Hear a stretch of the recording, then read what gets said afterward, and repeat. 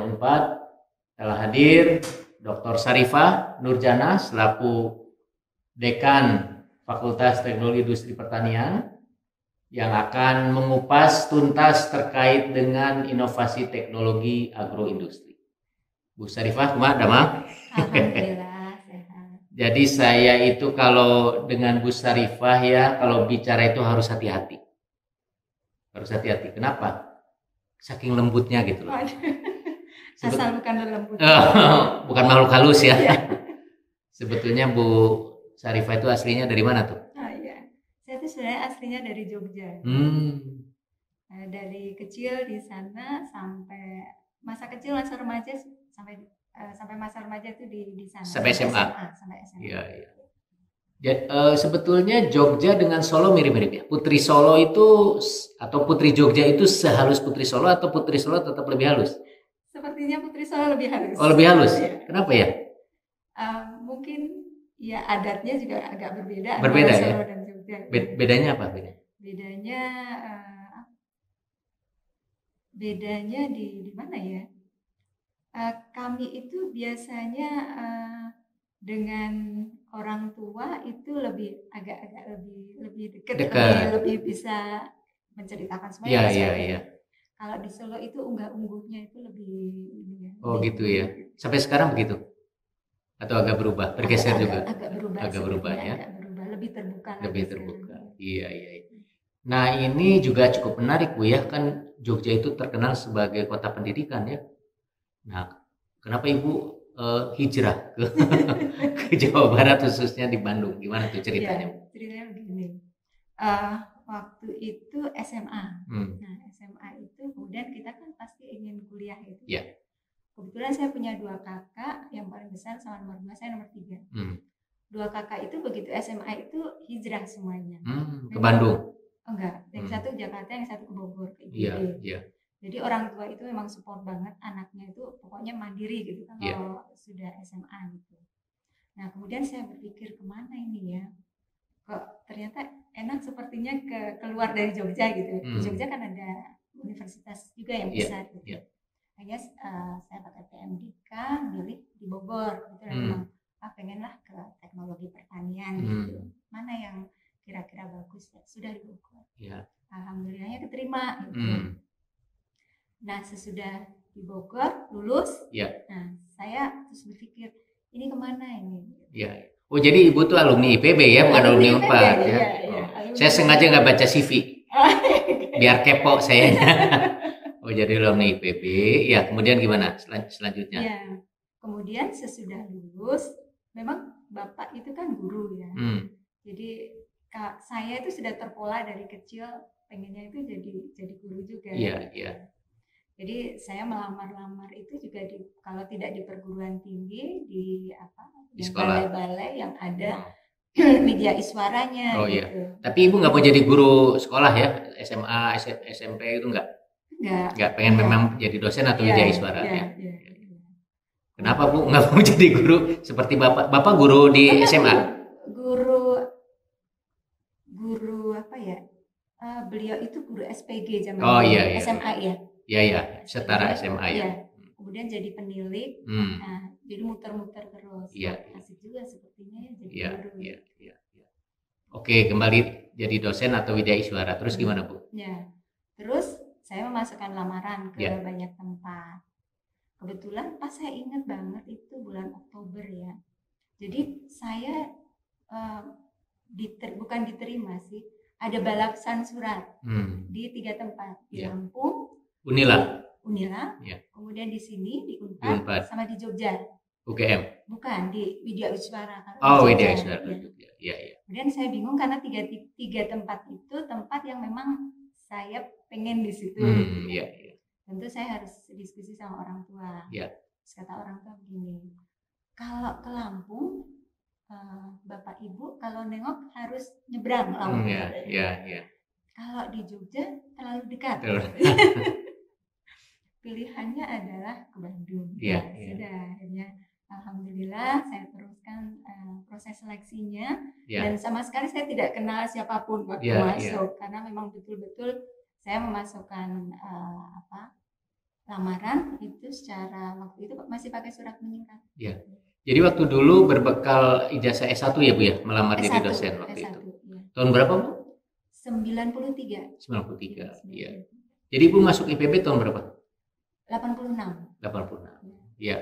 Jadi sempat ada 86 93. Oh ya, oke.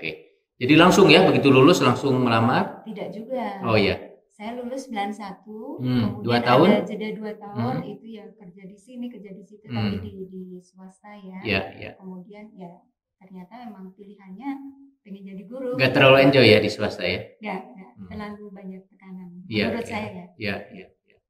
Kemudian diterima di Unpad ya, tahun 93. Betul. Nah, kemudian bagaimana perjalanan karir pendidikan Ibu selanjutnya? Iya. Sebagai dosen kan tentu harus pendidikannya lebih tinggi dari S1 ya. Iya. Kebetulan tahun 1994. Iya. Itu Unpad ada proyek SUDE. Ya betul. Iya. Six University Development and Rehabilitation. Iya. Nah, itu sama dengan Prof Mega, S2-nya juga pakai SUDE. Betul sekali. Memang waktu itu kita juga barengan. Oh iya, jadi sudah kenal lama ya? Bahasa Inggris, muter-muter itu barengan dengan Prof Mega. Iya. Sudah. Jadi saya sudah dari dulu ya. Terus Ibu kemana S2-nya? Iya, saya keterimanya di Australia, di New South Wales University. Pilihan ke Australia karena? Waktu itu saya cari fokus atau bidang kajian yang sesuai itu ada di situ. Iya. Sebenarnya di Amerika juga banyak, tapi pikiran saya terlalu jauh. Iya. Jadi terus pengen ke Australia, alhamdulillah terima ke New South Wales. Itu 2 tahun? Itu ya 2 tahun. Ibu masih belum menikah atau sudah menikah? Belum ya? Belum menikah. Ya, jadi 2 tahun diselesaikan, pulang kemudian? Ada yang menarik nih selama di sana. Gimana? Oh iya. Selain tentu saja kita punya banyak teman dari negara lain ya. Ada yang dari Yordania, ada dari Jepang, Vietnam, Thailand, Filipina, banyak gitu ya. Ya tentu saja orang Australia sendiri. Ada satu hal yang ternyata kita itu membuktikan bahwa orang Indonesia itu bisa bersaing dengan mereka. Jadi ada mata kuliah tertentu yang ada praktikumnya. Kita tentu saja sudah praktikum itu diminta untuk membuat laporan praktikum. Nah kan waktu S1 di kita biasa ya membuat laporan praktikum dengan analisis data yang ada disampaikan. Pas si bahan itu hasilnya itu dipulangkan, nilainya itu 9.5/10, hampir 10. Jadi orang di sana pun bingung, kok bisa kalau padahal bahasanya pasti jauh kualitasnya dibandingkan mereka bahasa Inggrisnya. Sampai-sampai ada yang S3 pun boleh ya saya fotokopi. Ya itu. Ini sekedar membuktikan bahwa ternyata orang Indonesia itu bisa bersaing. Iya, bisa bersaing. Seperti kemarin yang disampaikan oleh dari yang Australia itu ya. Siamnya. Iya. Nah, kemudian lanjutnya? Oh iya. Kemudian untuk S3 itu saya sudah punya keluarga. Oh iya. Sudah punya 3 anak, jadi kalau keluar itu rasanya terlalu berat. Sehingga kalau gitu saya ke dalam negeri. Kemana nih dalam negerinya? Kebetulan ini alasan keluar lagi, mohon maaf ya. Jadi suami di Jakarta, sehingga saya harus mendekatkan anak-anak saya ini ke bapaknya.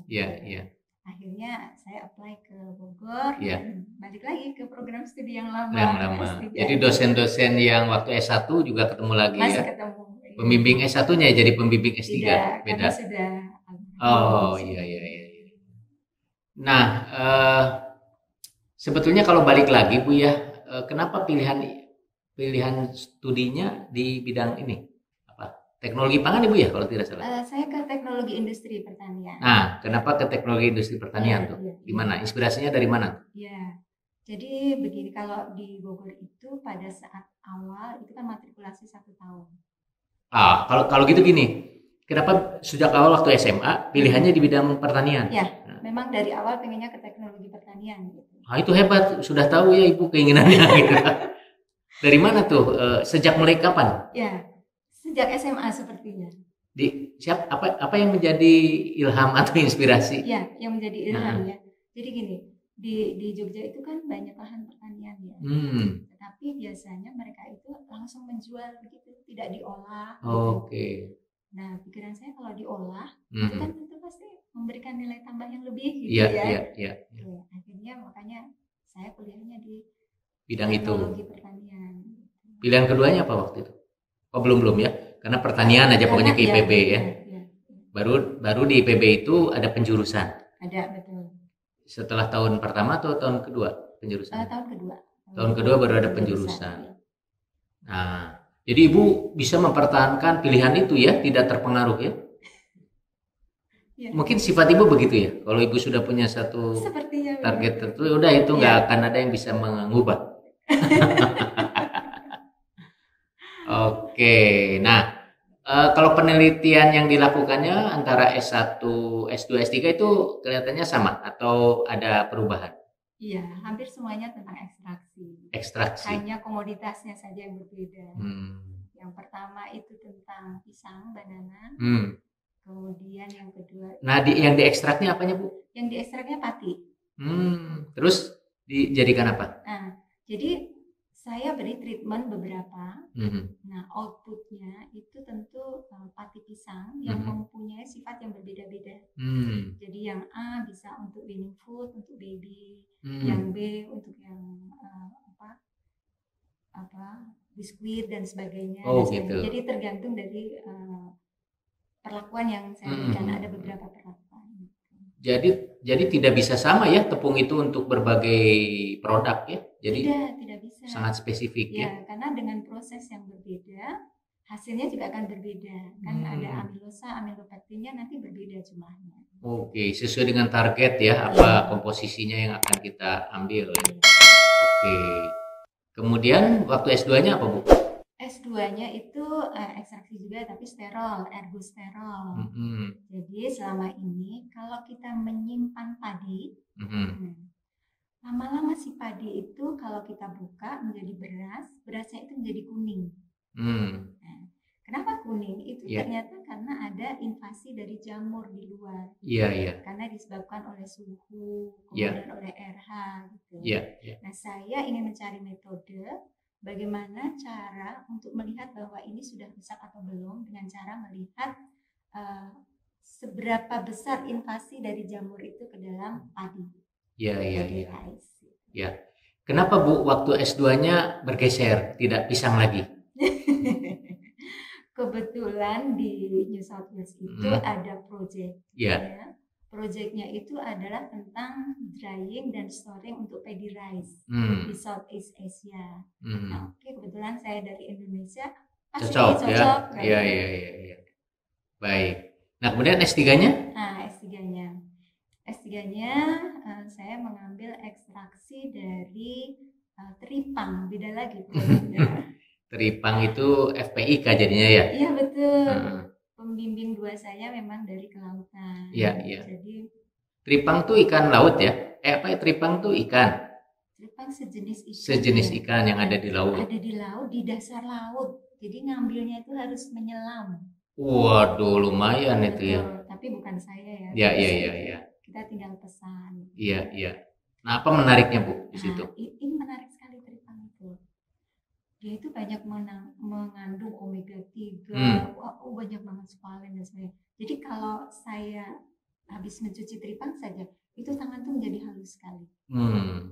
Itu sudah terlihat dari bagian luarnya saja ya. Kemudian saya pengen mengekstraksi steroid yang ada di teripang. Kemudian saya cobakan kemencit. Itu. Ternyata dia itu sebagai afrodisiaka yang sangat baik. Begitu kita kasih si mencit itu dengan ekstrak teripang kami, dia itu langsung mounting dan sebagainya. Iya. Lebih produktif nantinya ya, anaknya lebih banyak ya. Begitu, dan sampai sekarang masih diteruskan oleh, ini memang dari pembimbing saya, masih diteruskan oleh pembimbing saya. Iya, maksudnya sampai sekarang gitu? Sampai sekarang. Wah, itu luar biasa. Produk macam-macam. Jadi pil biru gitu bukan? Salah satunya. Oh gitu ya, serius ya? Serius. Karena memang bagus tidak bisa satu komponen steroid Ya, saja. ya. Ternyata ada beberapa komponen yang saling sinergi di dalam Iya. kita. Jadi Ibu sampai melakukan ini ya, karakterisasi ya. Jadi itu apa gitu molekulnya ya? Oh iya, sampai di Jadi situ. mirip-mirip kimia juga ya? Iya, Ada analisisnya ya? memang teknologi Struktur kimia. industri pertanian itu gabungan ya antara fisika, kimia, matematika. Hanya terapan gitu ya, biologi. diterapkan Hanya ya di betul. bidang industri pertanian Betul. ya. Iya. Nah, waktu sekolah ini di samping kejadian yang di Australia ada yang menarik lagi nggak Bu? Waktu S1 atau waktu S3? Waktu S3 Ya. S3 itu begini. Ini sebenarnya bukan menarik Ya. tapi menjadi satu pelajaran. Ya. Jadi yang namanya penelitian di lab itu kan tidak seluruhnya selalu berhasil nih. Betul. Malah mungkin banyak gagalnya ya sebetulnya. Betul. Sampai bertahun-tahun itu banyak gagalnya. Betul. Gitu ya. Dan lebih banyak yang gagal itu di prosesnya. Kan penelitian itu ada proses, ada yang non proses. Nah, gagalnya di prosesnya. Ini teman saya, tapi saya ada di situ. Jadi nginep. Nah, pas nginep itu hanya ditinggal ke kamar mandi. Kemudian si asam, ruang asamnya itu kita melakukan reaksi di situ. Sebentar ditinggal itu sudah begitu datang itu langsung kebakaran. Apinya itu sudah naik ke atas. Wah, itu sekali. Wah, itu sampai beberapa bulan itu seperti shock gitu. Karena teman saya mengalami, saya sendiri juga shock karena kita satu tim gitu, tim Tripang itu. Kenapa itu bisa terjadi Bu? Kecelakaan itu kecelakaan murni ya? Jadi bukan karena kelalaian ya? Bukan. Jadi kami sendiri tidak tahu. Tidak tahu apa penyebabnya. Orang teknisnya juga tidak tahu apa yang tersambar api atau karena kami tidak menggunakan api di dalam itu, betul-betul hanya mereaksikan. Iya. Jadi Ibu sempat ini nggak trauma gitu? Jadi kalau kerja di situ agak khawatir gitu? Iya, betul sekali. Kami satu kelompok satu ruang itu agak trauma. Mungkin 3 bulan lebih sepertinya belum berani untuk jadi masuk. Jadi agak terhambat juga ya karena itu karena kejadian itu. 1 tahun. Oh iya. Nah sekarang Ibu apa ini yang sedang sibuk dikerjakan apa nih lanjutannya? Apa masih terkait Tripang atau ada hal yang lain? Enggak. Jadi untuk berikutnya sebenarnya dari S1 saya lebih tertarik ke essential oil. Nah, tetapi belum punya waktu dan kesempatan untuk mengembangkan. Jadi sesudah selesai studinya saya mengembangkan sesuai dengan passion saya di essential oil. Iya.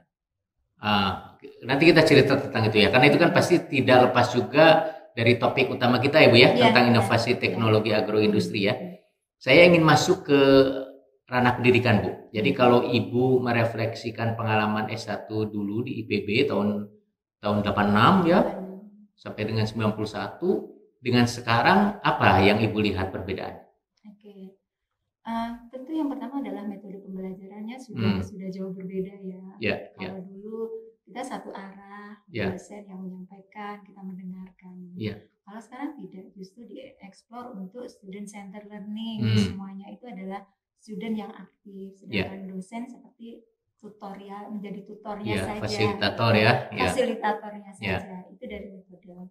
Kemudian yang kedua dari materi. Materinya juga sangat berbeda. Kalau dulu lebih banyak ke ilmu-ilmu dasar yang diberikan oleh dosen itu. Kalau sekarang lebih semuanya itu ilmu dasar diberikan, tapi tidak sedalam yang dulu. Sekarang lebih banyak ke ini sebenarnya untuk apa sih penerapannya gitu. Kemudian yang ketiga tentu saja adalah dari sisi karakter mahasiswa dan dosen. Itu berbeda sekali. Kalau dulu karena seperti itu ya kita karakternya adalah lebih agile sepertinya ya. Mengerjakan laporan dan sebagainya itu bahkan sampai jam 3 pagi, jam 6 sudah harus siap-siap lagi. Itu sudah biasa mencari literatur dan sebagainya. Nah, kalau sekarang kan serba mudah. Semuanya serba tersedia, mudah. Ya. Buka laptop semuanya ada di semuanya ada. Jadi beruntung dong ya mahasiswa sekarang gitu ya. Beruntung sekali. Iya.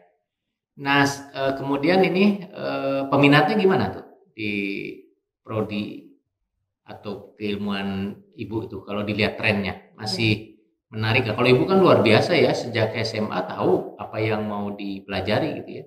Kalau Ibu lihat gimana sebetulnya Iya. sekarang? Kalau saya lihat di fakultas kami memang yang paling tinggi peminatnya itu teknologi pangan. Dari dulu itu, dari saya masih kuliah itu peminat tertinggi itu yang dan sampai sekarang masih di aktif juga gitu. Tentu ini tidak lepas dari kebutuhan hakiki manusia, salah satunya adalah pangan. Pangan, betul. Kemudian yang kedua, perkembangan saat ini gitu ya. Pangan itu saya lihat inovasinya luar biasa. Iya. Belum lagi influence dari luar. Sekarang orang lebih suka makanan Jepang, betul, makanan Korea gitu. Mau tidak mau kita juga harus mengembangkan tapi berbasis kearifan lokal gitu kan. Bahan-bahan kita, dan ini masih cukup tinggi peminatnya. Kemudian ada di kami ada teknik pertanian, memperhatikan pangan, memperhatikan hal-hal yang bersifat teknologi, terutama kebutuhan dasar manusia juga ya. Ya. Jadi ada peningkatan. Nah, kemudian kalau Ibu lihat ini lulusannya bagaimana? Hasil tes tadi mungkin seperti apa ya ininya? Penyerapan lulusan ataupun arah pekerjaan lulusan tuh kemana aja tuh? Kalau arah lulusan kami sebagian besar memang di hasil pertanian, meskipun tidak sedikit juga yang saya rasa sih sama dengan yang lain. Ada di bank, ada di birokrasi, itu ada juga. Dan sekarang cenderungnya lebih ke teknopreneur, berwirausaha sendiri si lulusannya itu. Iya. Nah, baik, kita masuk sekarang ke topik utamanya ya Bu ya, tentang inovasi teknologi. Kita bicara dulu tren nih di global. Kalau di bidang agroindustri yang sekarang hangat dibicarakan terkait inovasi teknologi itu apa ya Bu sekarang? Ya, yang sekarang banyak diperbincangkan itu adalah teknologi-teknologi yang baru, frontier teknologi. Kemudian juga produk-produk inovasi. Jadi dua hal itu sebenarnya menjadi dasar kami di dalam mengembangkan agroindustri. Jadi kalau dulu misalnya secara tradisional pengeringan itu hanya menggunakan dijemur atau tidak pakai tray oven. Sekarang pengeringan sudah segala macam cara digunakan untuk mengeringkan. Atau misalnya ekstraksi. Kalau dulu maserasi itu hanya direndam dengan pelarut gitu. Sekarang sudah segala macam. Pakai ultrasound, pakai microwave untuk memecah si sel yang ada di bahan tersebut. Ada yang pakai kavitasi dan sebagainya. Jadi semakin lama sudah semakin maju. Kemudian apa itu dampaknya terhadap konten pembelajaran kita ataupun arah riset di Unpad? Jadi dampak terhadap pembelajaran tentu sebagai dosen itu harus banyak belajar hal-hal yang baru, sehingga konten dari pembelajaran juga kami selalu perbaiki. Dan tentu ini berdampak juga dengan sarana prasarana di fakultas, sehingga kami sering harus memperbaiki sarana prasarana tersebut karena yang lama menjadi obsolete ya. Jadi pendidikannya sebetulnya kalau betul-betul ingin mengejar frontier study teknologi sehingga lulusan kita bisa siap terhadap perkembangan yang cepat itu, diperlukan support tersebut. Nah, tapi kan ada cara lain Bu dengan kolaborasi. Nah, itu gimana peluang-peluang kita untuk tidak harus semuanya dipenuhi dalam kampus gitu? Apalagi sekarang dengan kampus Merdeka, itu gimana pengalaman di FTIP? Iya, betul. Jadi dengan adanya kampus Merdeka itu sangat membantu di dalam kerjasama. Kan ada program magang, ada PKL. Jadi kami banyak mengirimkan mahasiswa ke industri-industri. Nah, dari situ mahasiswa banyak belajar. Kadang-kadang kalau pulang itu lapornya membuat kita agak kaget juga ya. Bu, kok di kita nggak punya alat ini sih, ini padahal kan. Jadi ada tuntutan ya.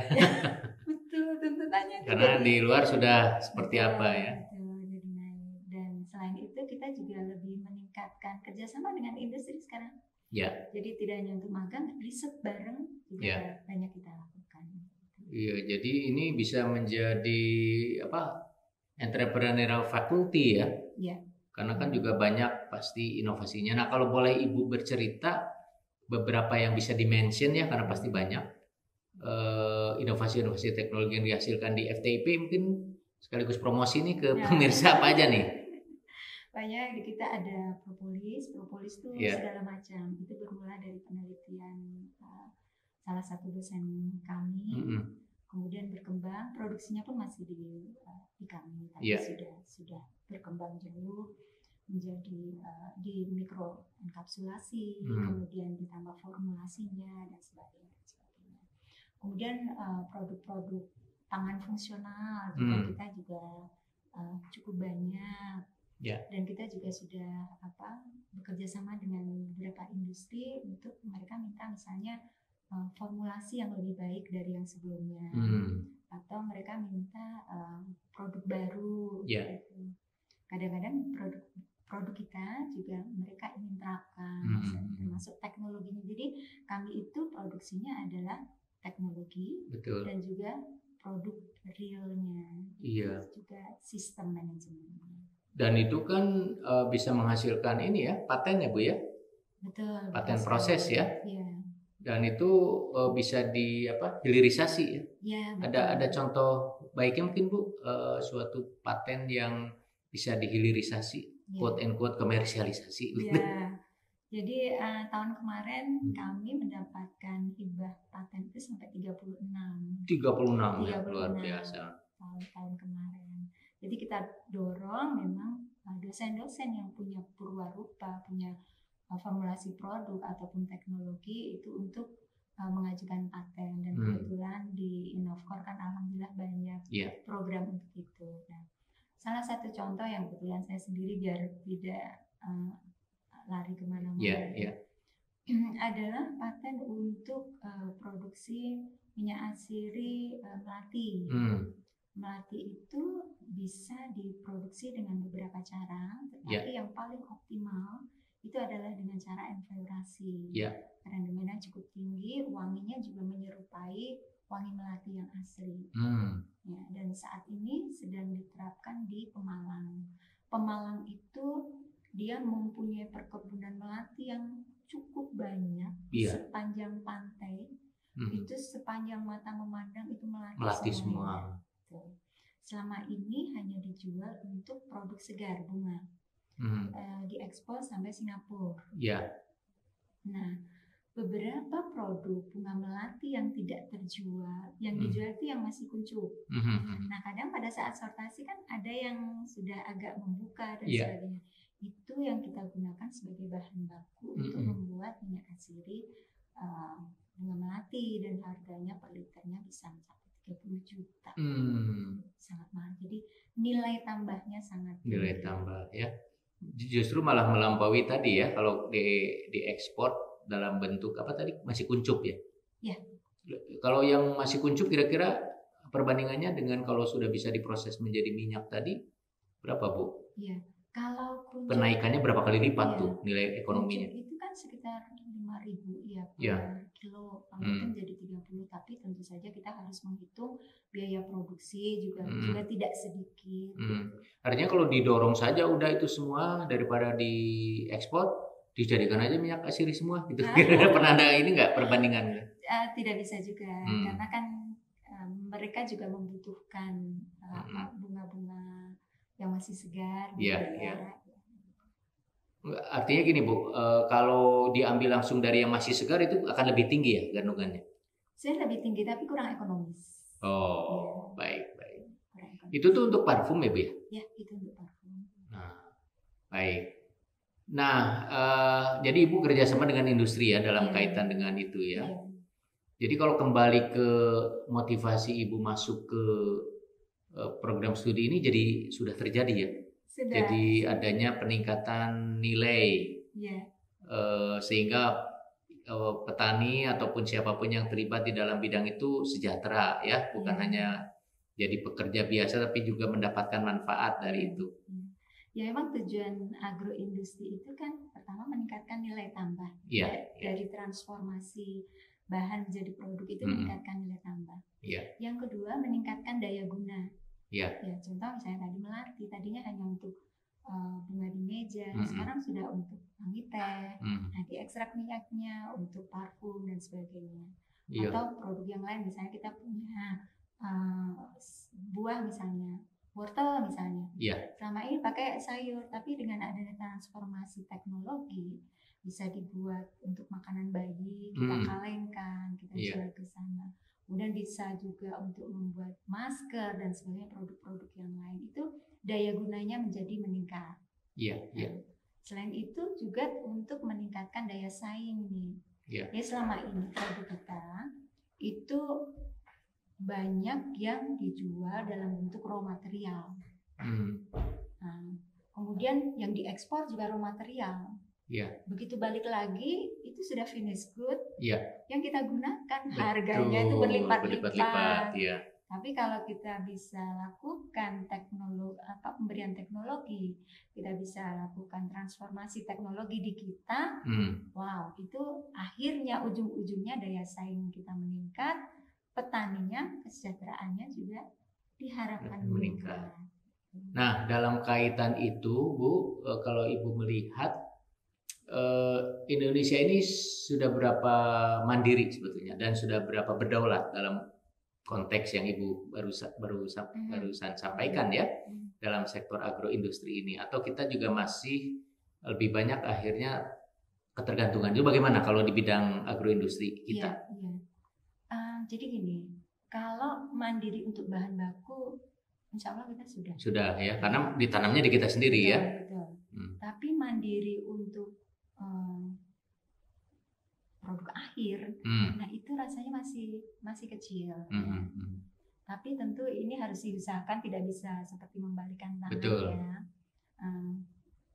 Saya yakin bahwa pemerintah, perguruan tinggi, industri pun sekarang sedang gencar-gencarnya nih. Jadi yang ada di yang saya dalami misalnya, atsiri misalnya, nilam itu kalau dijual keluar sekian mungkin 1 juta gitu ya. Yeah. Tapi begitu kita proses, kita fraksinasi, kita naikkan si komposisinya, pacoli alkoholnya misalnya menjadi 70% yang tadinya 30, itu berlipat-lipat harganya. Bisa 3 juta dalam 1 liter, 3 kali lipat. Padahal kita bisa mendapatkan sekitar 50% misalnya. Itu kan sudah cukup tinggi. Dan misalnya tadi minyak nilam tadi, kita butuh banyak itu yang 70% kadar pacali alkohol. Iya. Kita ambil lagi, kita impor dari mereka. Gitu. Oh, gitu ya. Sebenarnya kita sekarang sudah ada kemampuan untuk itu ya, meningkatkan sudah banyak kadar itu ya. Sudah, industri juga sudah banyak melakukan itu, mereka sudah ekspor dalam bentuk yang 70%. Saya tuh ingat karena saya juga terlibat di proyek I'm Here namanya, Bu. Mungkin Ibu ya. dengar, salah satunya adalah pengembangan nilam. Memang di pertanian ya waktu itu untuk budidayanya sehingga akan lebih berkembang. Tapi kalau Ibu kan sudah bicara di hilirnya ya, sesudah itu bagus tumbuh. Itu ada kerjasama Bu dengan teman-teman pertanian? Ada. Saya waktu itu ada project JK ya, untuk SOP penanaman nilam. Nah itu saya kerjasama juga dengan mereka. Ada Pak Seno. Iya. Daerahnya di mana kalau nilam? Kalau tadi kan apa, Pemalang ya, kalau yang apa? Kalau nilam Melati. Ya, kalau secara nasional itu Aceh dengan Sulawesi sekarang. Itu yang utamanya. Tapi di Jawa Barat juga dikembangkan. Di daerah mana kalau Jawa Barat? Subang ada, ya. Sumedang ada, Garut juga ada. Dan itu garapan kita ya, yang 3 itu. Ada kerjasama maksudnya? Ada. Untuk peningkatan nilai tambah, pacoli oilnya tadi bisa sampai 70%. Yang sekarang kita masukkan ke derekan, mudah-mudahan. Oh iya. Gitu ya. Itu juga bekerjasama dengan Pak Seno. Iya. Pak Seno membimbing di penanamannya, pembibitan dan pemeliharaan. Kemudian kami yang di teknologi industri pertanian itu nanti membimbing di fraksinasinya. Iya. Nah itu teknologinya dan alat-alatnya di lab kita juga sudah tersedia kalau itu ya. Semuanya sudah. Ya. Ya ini jadi menarik ya sebenarnya kalau kita bicara hal tersebut ke siswa-siswa SMA, kan bisa terbuka mata ya, wah menarik nih program studinya. Nah kira-kira roadshow ke SMA itu yang selama ini sudah dilakukan untuk menyadarkan siswa SMA seperti ibu mah luar biasa kan, di zamannya sudah jauh memikirkan hal ini ya, yang mungkin terutama di saat-saat ini ya terasanya nilai tambah tadi. Itu gimana Bu? Kelihatannya generasi baru ini semakin terbuka nggak ya itunya? Terkait yang Ibu barusan ceritakan. Iya. Jadi kami bekerja sama juga dengan beberapa SMA. Ada beberapa SMA dan SMK itu yang minta pelatihan tentang produk-produk, pembuatan produk, termasuk salah satunya ada SMA di Garut itu memang khusus untuk minyak atsiri. Iya. Kemudian berikutnya kita juga melakukan roadshow bekerja sama dengan BEM itu ke SMA di Jawa Barat terutama. Iya. Dan kita juga mengadakan open house gitu ya. Kalau open house kan bisa secara online, bisa. Iya. Dan itu terasa ya ketika mereka sudah lebih dikenalkan, baru tahu gitu ya betapa menariknya dan pentingnya ilmu ini ya. Iya. Sama lah kayak kita juga ya, MIPA lah bicara ilmu dasar kan nggak ngerti ya, dan banyak mungkin ya siswa yang menganggap itu mata pelajaran yang sulit gitu ya. Tapi ketika sekarang pahami, itu menjadi dasar semua ilmu ya sebetulnya. Betul sekali. Nah itu bagaimana sebetulnya inovasi teknologi tadi dihilirnya adalah untuk pengembangan agroindustri, tapi juga itu menjadi sesuatu yang tidak dianggap sulit. Itu gimana Bu strateginya? Iya, jadi gini, kita seperti tadi ya, kita menyampaikan ke mahasiswa, kemudian mahasiswa juga melakukan magang dan sebagainya, itu kami harapkan dan mahasiswa langsung melihat ke industri, oh ternyata tidak sulit. Iya. Kalau industri sih enaknya ini ya, sudah terima jadi ya. Tapi yang sulit kan memikirkan dan mengembangkan terus menerus kan. Oh iya, kalau ini Bu, di aspek ketertarikan lulusan untuk terlibat dalam riset dan pengembangannya sendiri gimana Bu? Atau lebih banyak di sektor ya sebagai inilah tadi yang Ibu sampaikan, ada yang perbankan, ada yang di industri. Tapi maksudnya untuk generasi penerus pendidik dan penelitinya gimana? Oke. Jadi kami di fakultas itu ya, untuk tugas akhir kami sudah siapkan, ada yang skripsi, ada yang pilihan ya? Ya, ada pilihan. Jadi barangkali ya kita siapkan yang untuk jadi akademisi, untuk jadi peneliti tetap kita siapkan. Iya. Di antaranya ya dia harus meneliti dengan betul. Iya. Nah itu berapa persen kelihatannya yang di antara mahasiswa itu yang berminat untuk jadi peneliti atau inovator atau dosen? Sekarang kelihatannya gimana? Dari pilihan tadi yang dibuka di FDIP. Kalau pilihan untuk mengerjakan tugas akhir dan untuk skripsi itu masih banyak. Masih banyak.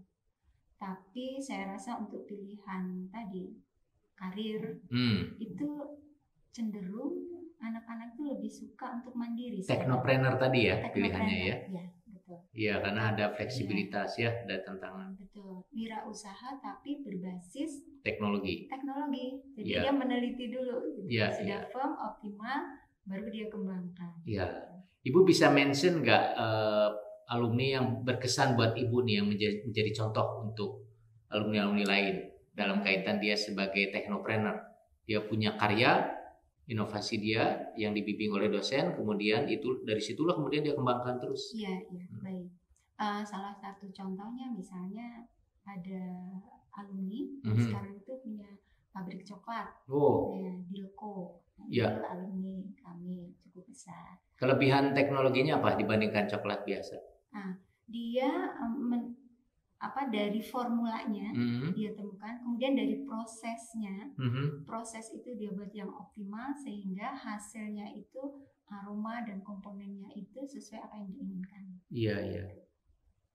Wah, harus dicoba ya. Saya juga baru tahu apa namanya Dilco. Oh, Dilco. Kemudian banyak juga kemarin baru dari alumni gitu ya. Dia jadi direktur suatu industri, ternyata dalam satu industri itu dia yang merancang hampir semuanya, semua prosesnya. Dia sampaikan bahwa Industri apa Bu itu? Industri pangan. Apa? Lebih spesifiknya? Dia menghasilkan apa? Bakery dan sebagainya. Ya, jadi di Amanda ini. Oh, di Amanda. Ya. Dekat rumah itu. Tapi ini yang di Tomo, yang di pabriknya. Oh, yang iya. Pabriknya di sana. Dia sampaikan bahwa hampir semua mata kuliah diterapkan di situ. Mulai dari kuliah dasar, saya pindah panas, heat transfer, dia terapkan itu pada saat pengeringan, menggunakan oven, blower dan sebagainya. Bagaimana ini harus ke sini. Kemudian tata letak pabrik, dia terapkan. Apakah dia sistemnya U atau zigzag atau bagaimana.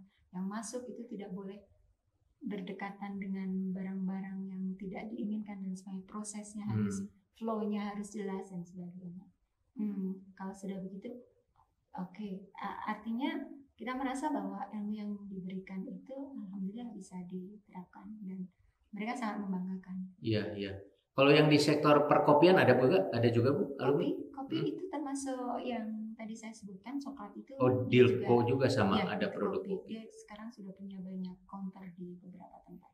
Saya tuh ini Bu, terbayang ya kalau saya main ke FTIP itu ada kafe, ada apapun yang menjadi etalase produk. Jadi saya bisa makan bakso terenak di FTIP, bisa makan makanan apapun ya. Nah itu gimana? Sejauh ini sudah sampai mana Bu ya? Bahwa di fakultas itu menjadi etalase produk-produk tadi, inovasi tadi itu gimana? Betul. Sekarang perkembangannya? Iya, jadi saat ini kami masih mengumpulkan produk-produk itu. Termasuk bakso, kita punya bakso. Saya rasanya pernah nyoba tuh waktu Goes kemarin ya. Bakso, salad dan sebagainya. Kita sedang mengumpulkan produk-produk ini.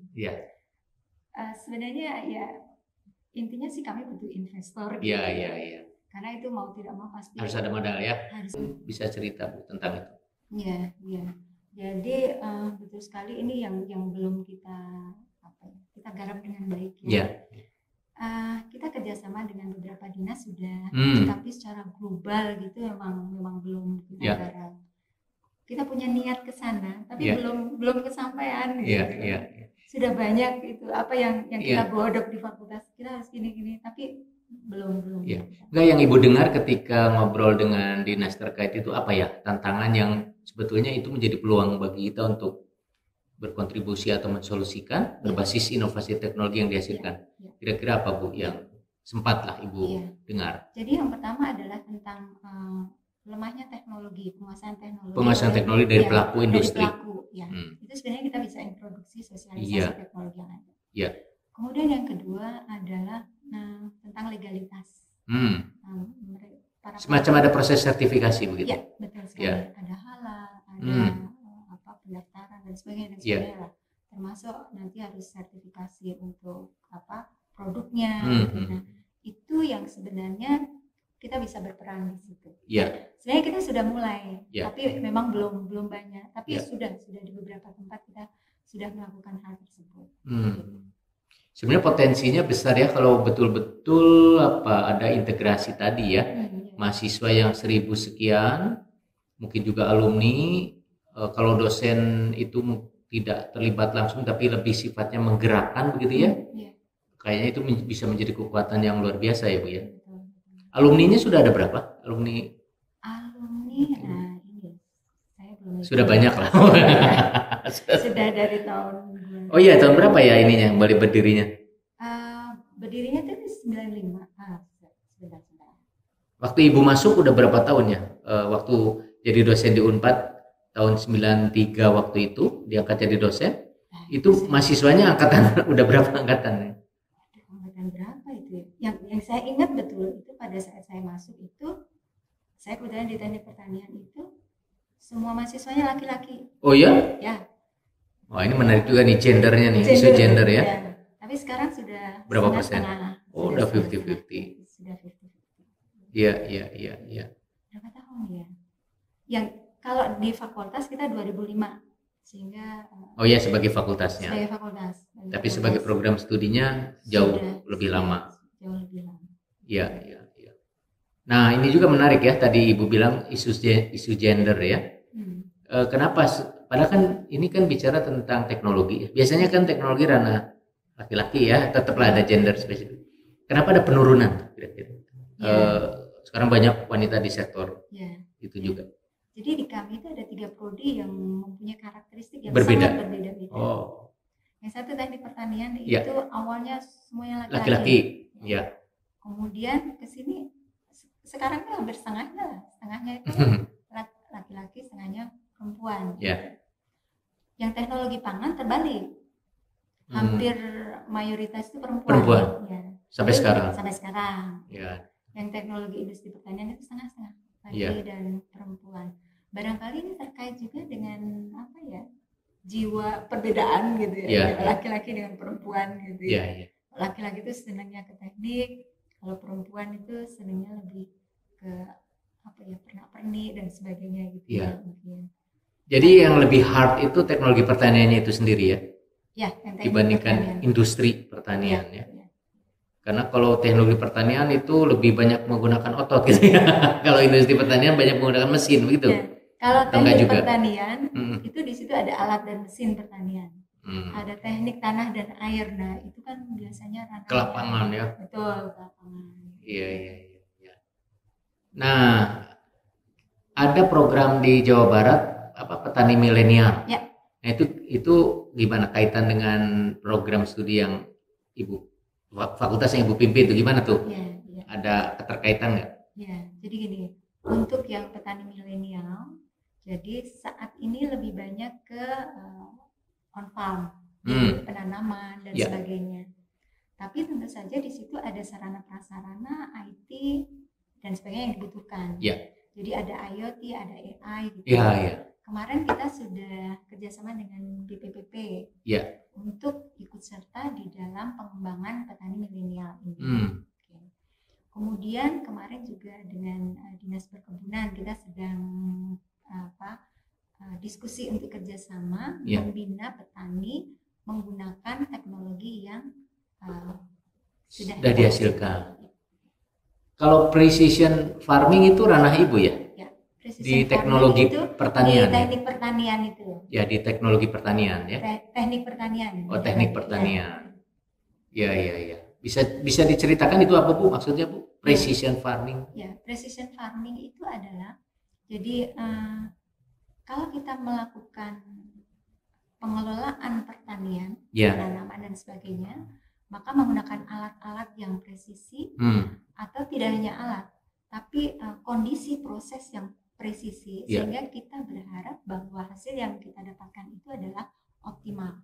Nah, contoh yang ada sekarang yang kita kembangkan misalnya adalah IoT di greenhouse.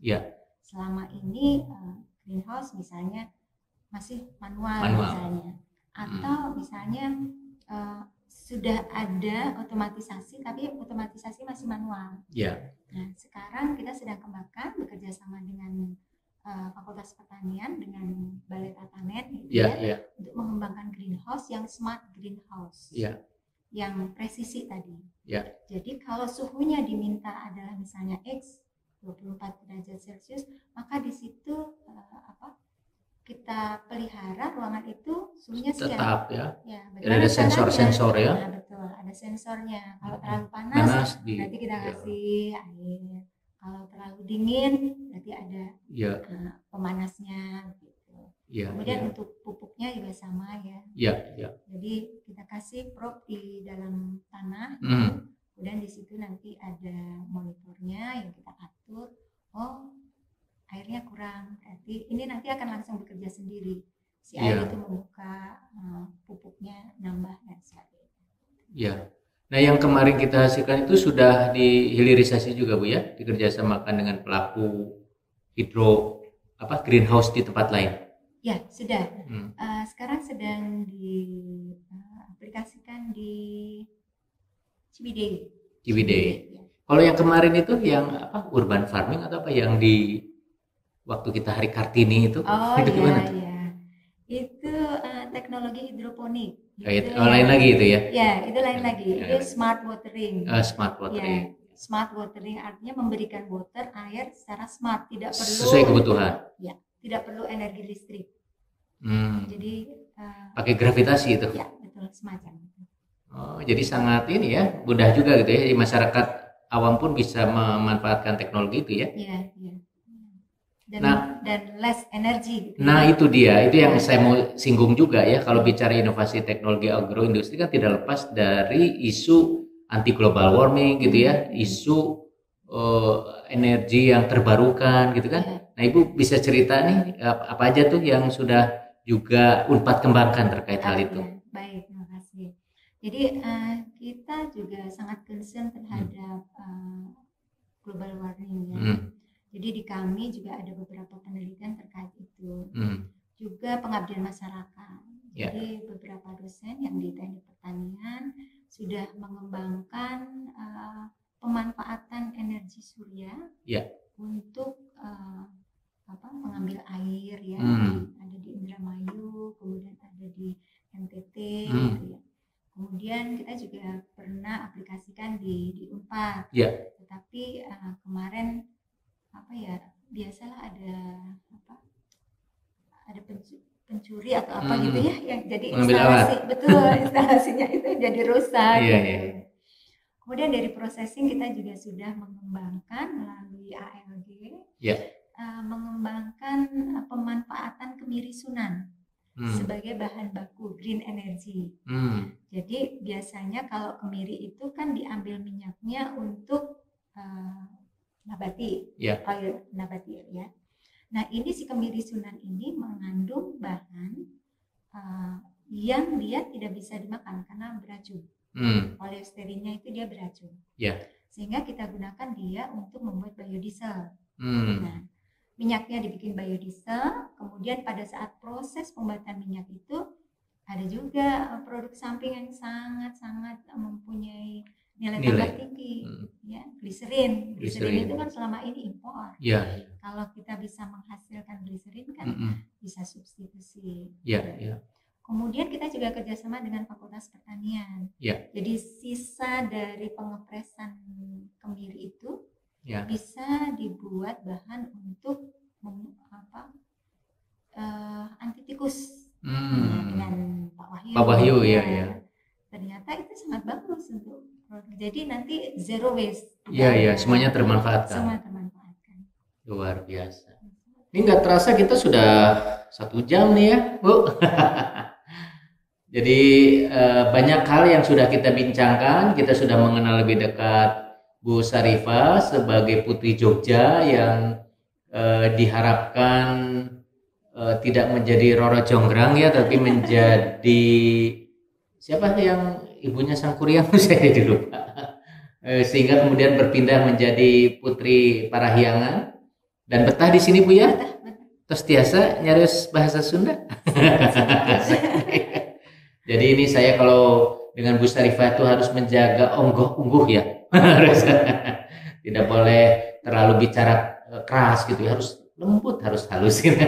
Terima kasih Bu sudah berbincang dengan kami di Sekolah Pasca Sarjana. Mudah-mudahan perbincangan kami bisa bermanfaat untuk semuanya yang menyaksikan acara ini, baik secara online, tapi kami harapkan juga secara offline, semakin secara asinkronus lah ya sekarang bicaranya melalui portal YouTube kami. Jadi jangan lupa disaksikan, subscribe, like, dan share untuk kemanfaatan lebih banyak lagi orang terkait dengan inovasi teknologi agroindustri. Saya mohon pamit, terima kasih sekali lagi kepada semua yang berkesempatan hadir dan bagi yang akan mengikuti melalui portal YouTube kami. Akhirul kalam, assalamualaikum warahmatullahi wabarakatuh, salam sehat selalu. Tunuhun Bu Sarifah.